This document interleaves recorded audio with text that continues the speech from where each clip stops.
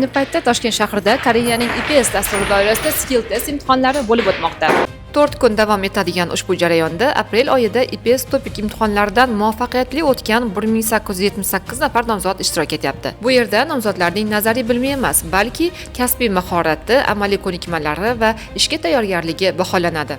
못을 담는 행동을 해보세요. 잘하셨어요. Hozirgi paytda skill testimiz birinchi bosqichga kirib chiqdik. U bosqichda o'zini tanishtirish, keyin savol-javob bo'ladi. Yaxshi natija oldim deb o'ylayman ballar bilan.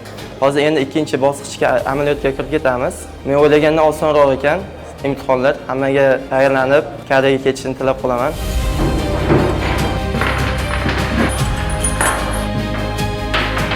Skill test yoki boshqa imtihon bosqichlaridan muvaffaqiyatli o'tishning o'zi Koreya Respublikasida ishga joylashishni kafolatlamaydi. Nomzodlar imtihon natijalariga ko'ra Koreyaning SPAS elektron ish izlovchilar bazasiga kiritiladi va 2 yil davomida koreyalik ish beruvchilar tomonidan o'tkaziladigan tanlovlarda ishtirok etish imkoniyatiga ega bo'ladilar. Hozirgina Koreyaga ketish maqsadida amaliy imtihonni o'tib chiqdim. Imtihonda kur voltaji bo'yicha amaliy mashq bajardik. Bu yerda kurlarni bolt va gayka bilan qatirish bo'ldi. Bolt gaykalar bilan qatirish uchun 4 minut vaqt berdi. 1:40 sekundda qatirib chiqdim. Imtihondan ijobiy, kayfiyatlar yaxshi. Xudo xohlasa inshaalloh nasib qilsa ketamiz degan umiddamiz. 어떤 노력을 하시는 게 어떤 입장입니다.